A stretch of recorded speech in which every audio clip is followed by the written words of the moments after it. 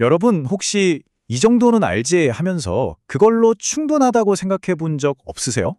오늘 우리가 함께 살펴볼 이야기는요. 바로 그 생각이 얼마나 위험한 착각일 수 있는지에 대한 겁니다. 안다는 것과 실제로 그렇게 산다는 것, 이 둘 사이의 엄청난 함정에 대해서 지금부터 바로 파헤쳐 보겠습니다. 자, 그럼 아주 근본적인 질문 하나 던져볼게요.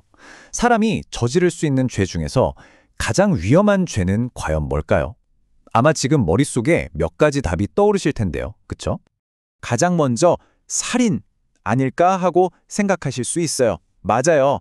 다른 사람의 생명을 해치는 것만큼 끔찍한 범죄는 없죠. 하지만 오늘 자료에서 말하는 가장 위험한 죄는요, 오히려 그런 극단적인 것보다 훨씬 더 교묘하고 우리 일상에 가까이 있는 것일 수 있습니다. 그럼 도둑질은 어때요? 이것도 정말 나쁜 죄지만 이것도 핵심은 아니에요. 오늘 우리가 파헤쳐볼 죄는요, 눈에 보이는 행동 그 자체보다 훨씬 더 깊은 곳에 있어요. 바로 우리의 마음, 그 태도에 관한 문제입니다. 네, 정답은 바로 위선입니다.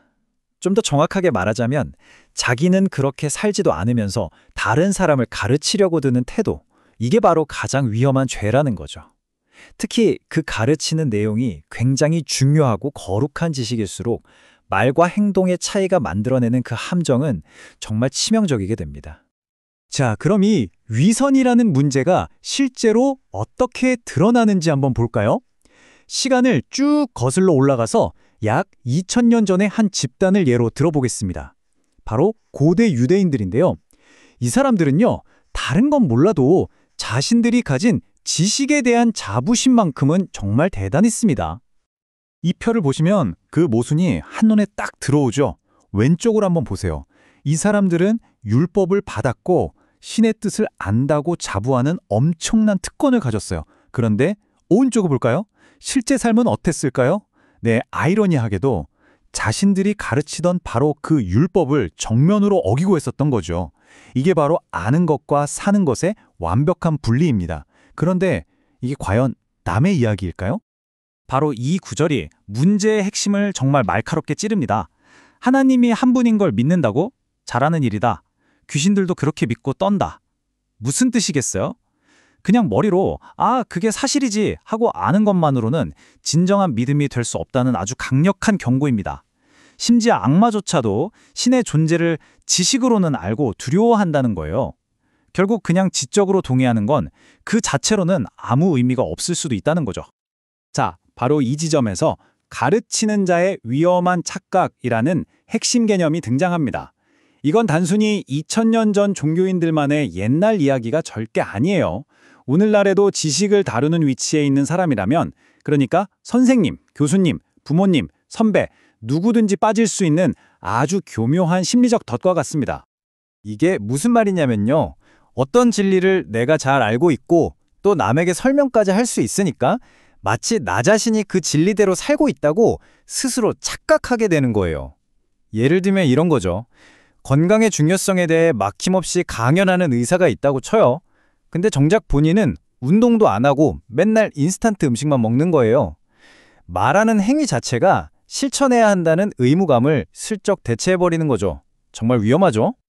그러니까 이런 무서운 경고까지 나오는 겁니다. 선생된 우리가 더 큰 심판을 받을 줄 알아라. 이게 무슨 뜻이겠어요?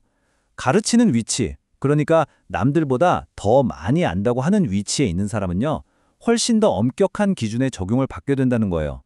지식에는 그만큼 아주 무거운 책임감이 따른다는 걸 절대 잊으면 안 됩니다.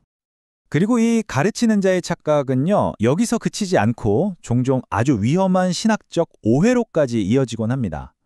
바로 나는 올바른 교리를 머리로 믿고 있으니까 내 실제 행동은 뭐 그렇게 중요하지 않아 라는 생각으로 슬쩍 바뀌어버리는 거죠. 자, 이 흔한 오해에 대해서 조금만 더 깊이 들어가 보겠습니다. 아마 이런 말 들어보신 분들 꽤 있을 거예요. 어차피 구원은 믿음으로 받는 거니까 우리 행동은 뭐 부차적인 문제 아니야? 이게 굉장히 달콤하게 들리거든요. 왜냐하면 행동에 대한 책임을 면제받는 느낌을 주니까요. 하지만 오늘 분석하는 자료는요, 바로 그 생각이 믿음의 진짜 의미를 완전히 왜곡하는 거라고 아주 강력하게 경고하고 있습니다. 그렇다면 진짜 믿음은 뭘까요? 적어도 이런 건 아니라는 겁니다. 그냥 머리로 아, 그거 맞는 말이지 하고 동의하는 거. 어떤 사실을 팩트로 인정하는 것.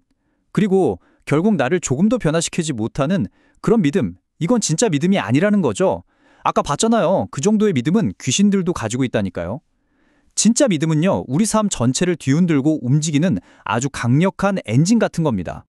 자, 그럼 도대체 은혜, 믿음, 행동, 이 셋의 관계를 어떻게 정리해야 할까요? 헷갈리시죠? 마지막으로 이 관계를 아주 명확하게 정리해 드릴게요. 여기서 제일 중요한 건 바로 순서입니다. 순서를 잘 기억하셔야 돼요. 바로 이 흐름도를 보시면 됩니다. 모든 것의 시작, 1단계는 은혜입니다. 이건 구원의 원인이에요. 우리의 노력이 아니죠. 2단계는 그 은혜에 대한 우리의 반응으로서의 진정한 믿음입니다. 그리고 마지막 3단계, 그 진짜 믿음이 내 안에 있다면 선한 행실은 자연스럽게 따라오는 결과라는 겁니다.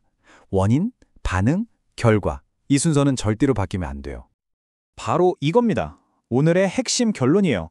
선한 행실은요, 우리가 구원을 얻기 위해 해야 하는 조건이 아닙니다. 이미 받은 구원의 증거라는 거죠. 다시 말해서 우리가 착한 일을 해서 구원받는 게 아니고요. 구원을 받았기 때문에 착한 일을 하게 된다는 겁니다. 열매를 맺어야 뿌리가 생기는 게 아니라 좋은 뿌리가 있으니까 열매가 맺히는 것처럼요. 이 원인과 결과를 절대 헷갈리시면 안 됩니다. 자, 지금까지 2000년 전의 이야기를 쭉 살펴봤는데요. 이제 이걸 오늘날 우리, 바로 나의 이야기로 가져와 볼 시간입니다. 이 모든 내용이 지금 우리에게 던지는 도전은 과연 무엇일까요? 결국 우리 모두에게 남겨진 숙제는 딱 하나입니다. 내가 머리로 안다고 믿는 것과 내 손과 발로 실제로 살아내는 삶, 그 사이의 간격을 좁히는 것. 바로 이 지식과 실천 사이에 튼튼한 다리를 놓는 것만이 가르치는 자의 위험한 착각이라는 깊은 함정에서 빠져나올 수 있는 유일한 길입니다. 마지막으로 우리 스스로에게 한번 이렇게 물어보면 어떨까요? 나의 삶과 나의 삶은 지금 얼마나 가까이 붙어 있나?